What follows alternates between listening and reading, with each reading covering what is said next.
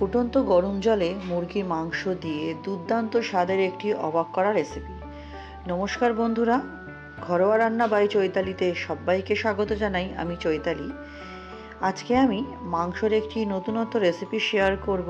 নতুন পদ্ধতিতে এটা আমি করেছি। চলুন রেসিপিটা শুরু করা যাক। আমি এখানে 500 গ্রাম মতো মাংস নিয়েছি, মেটে গিলে সমস্ত সহই নিয়েছি। এদিকে মাংসগুলো ধুয়ে নিয়েছি। ধুয়ে একটা কড়াইতে জল ফুটতে দিয়েছিলাম, সেখানে চিকেনগুলো দিয়ে দিলাম। দিয়ে আমি 2টো টমেটো দিলাম চিকেনের মধ্যে, একটাই রসুন দিলাম, কারণ রসুন আদা বাটাও দেবো সেই জন্য। দিয়ে দিলাম 2টো মতো পেঁয়াজ, 2টো কাঁচা লঙ্কা। আমি এর মধ্যে আর তেলটা দিইনি, আপনারা চাইলে তেলও দিতে পারেন, গরম মশলাও দিতে পারেন। দিয়ে মাংসগুলো আমি একটুখানি খুন্তির সাহায্যে জলের মধ্যে ভালো করে চুবিয়ে দিয়ে এটাকে আমি ঢেকে সেদ্ধ হতে দেবো। অল্প একটু নুনও দিয়ে দিলাম, দিয়ে এটাকে আমি সেদ্ধ হতে দেবো। এরকম একটা চিকেনের রেসিপি বন্ধুরা যদি রবিবার দিন দুপুরবেলা গরম গরম ভাতের পাশে থাকে, তাহলে জাস্ট আর কিছুরই প্রয়োজন হয় না। এমনিও চিকেন খেতে তো বাচ্চা বড় সবাই ভীষণই পছন্দ করে। দেখুন, মিনিট 10 মতো এটাকে আমি ফুটতে দিয়েছিলাম। আমার খুব ভালো মতোই ফুটে গেছে। মাংসের স্টকটা থেকে আমি চিকেনগুলো, টমেটো, পেঁয়াজ সব কিছুই আমি একটু তুলে নেবো আর কি, ছাঁকনিতে ছেঁকে। এটা বড় ছাঁকনির মাধ্যমে ছেঁকে তুলে নিই। স্টকটা ঠান্ডা হতে রেখে দেবো।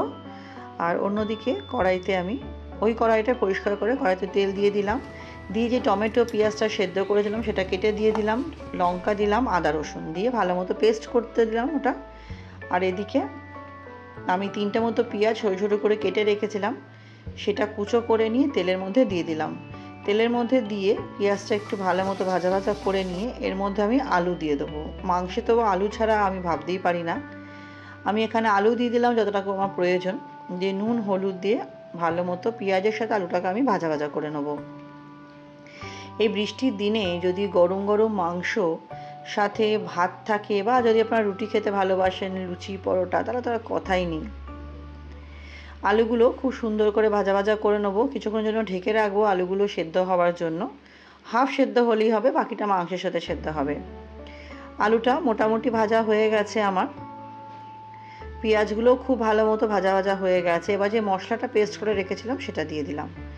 সেটা দিয়ে আমাকে খুব ভালো মতো আলুর সাথে পেঁয়াজের সাথে মশলাটা আমাকে একটু সময় নিয়ে মিশিয়ে নিতে হবে বন্ধুরা। দেখুন মশলাটা অনেকটাই কষে এসেছে। এটা আমি আরও কিছুক্ষণ ঢেকে রাখবো, কারণ যাতে মশলাগুলো কাঁচা গন্ধ চলে যায়। দেখুন অনেকটাই মশলাটা আমার কষে গেছে। একটু খুন্তির সাহায্যে নেড়ে দিয়ে এর মধ্যে আমি এই পর্যায়ে কিছু গুঁড়ো মশলা দিয়ে দেবো। গুঁড়ো মশলার মধ্যে দিলাম 1 চামচ ধনে গুঁড়ো, কাশ্মীর লঙ্কার গুঁড়ো দিয়ে দেবো 1 চামচ, জিরে গুঁড়ো দেবো হাফ চামচ, স্বাদ অনুযায়ী নুন দিলাম, আর দিয়েছি শাহি গরম মশলার গুঁড়ো হাফ চামচ। দিয়ে খুব ভালো মতো আমাকে মশলার সাথে আলু আর বাকি মশলা গুঁড়ো মশলার সাথে মিশিয়ে নিতে হবে, যাতে গুঁড়ো মশলার গন্ধটাও চলে যায় আর যাতে খুব সুন্দরভাবে মজে যায়।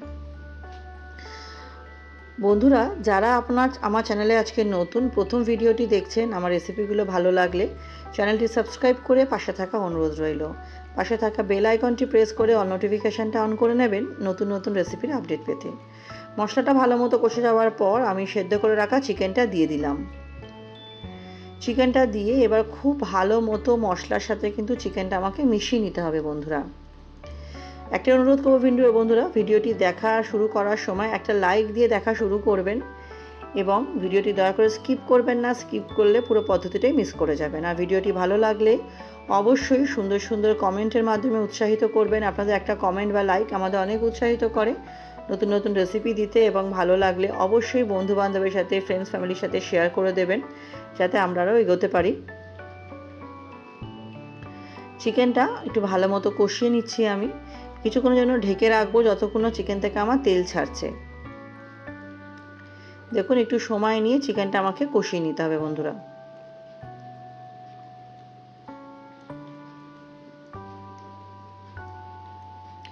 চিকেনটা অনেকটাই কষে গেছে। এবার যে জলটা আমি রেখেছিলাম, মানে চিকেনটা সেদ্ধ করার পর যে স্টকটা ছিল, সেই স্টকটা দিয়ে রান্নাটা হবে, আলাদা করে কোনো জল মেশাবো না। স্টকটা গরম ছিল, সেই জলটা আমি দিয়ে দিলাম। জলটা তো পুরোপুরি ঠান্ডা হয় না সঙ্গে সঙ্গে, জলটা গরমই ছিল। স্টকটা দিয়ে একটু খুন্তির সাহায্যে নেড়ে নিলাম। নেড়ে নিয়ে এটা এবার ঢেকে দেবো। চিকেনটা আলুটা যেটুকু বাকি আছে সেটুকু যাতে সেদ্ধ হয়ে যায়। দেখুন খুব সুন্দরভাবে ফুটে গেছে আর দুর্দান্ত একটু রং ছেড়েছে আর তেলও ছাড়তে শুরু করেছে। এটা দেখতে যতটা দুর্দান্ত লাগছে, এটা খেতেও কিন্তু অসাধারণ হয়েছিল বন্ধুরা। এর মধ্যে লাস্টে আমি আর কোনো মশলা মেশাবো না, যেহেতু গরম মশলা আমার প্রথমেই দেওয়া আছে, তাই লাস্টে আর গরম মশলা মেশাবো না। যদি আপনারা চান অল্প একটু গরম মশলা দিতেই পারেন, আমি দিইনি। খুব একটা বেশি গরম মশলা মাংস মাটা পছন্দ না, সেই জন্য আমি দিইনি। আলুটাও দেখে নিচ্ছি সেদ্ধ হয়েছে কিনা। দেখুন আলুটাও খুব ভালো মতো সেদ্ধ হয়ে গেছে। এবার আমি এতটা গ্রেভি রাখবো না, সেই জন্য আমি ঝোলটা একটু শুকিয়ে একটু ঝোলটা কম করব। যদি আপনারা একটু গ্রেভি রাখতে চান, এরকম ঝোল ঝোল রাখতে চান, তাহলে নামিয়ে নিতে পারেন। যেহেতু আমি আরেকটু শুকনো শুকনো করবো, মানে আরেকটু সামান্য একটু ঝোলটা শুকাবো, তাই জন্য আমি একটু ফোটাতে রেখেছি। ফুটে ঝোলটা সামান্য একটু কমে গেলে এটা আমি নামিয়ে দেবো। কিছুক্ষণ ঢেকে রেখেছিলাম আমি মিনিট 7-8-এর জন্য। দেখুন অনেকটাই ঝোলটা আমার শুকিয়েছে। এটা আমার রেডিও হয়ে গেছে। এবার লাস্টে গার্নিশিংয়ের জন্য আর স্বাদটাকে দ্বিগুণ বাড়াতে আমি দিয়ে দেবো ধনেপাতা।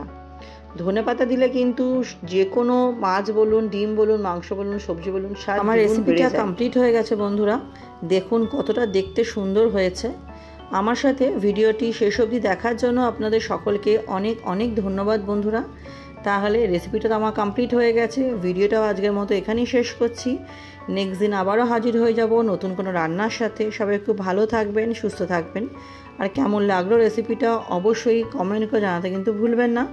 আপনাদের কমেন্টের অপেক্ষায় থাকলাম। তাহলে আজকের মতো আসছি বন্ধুরা।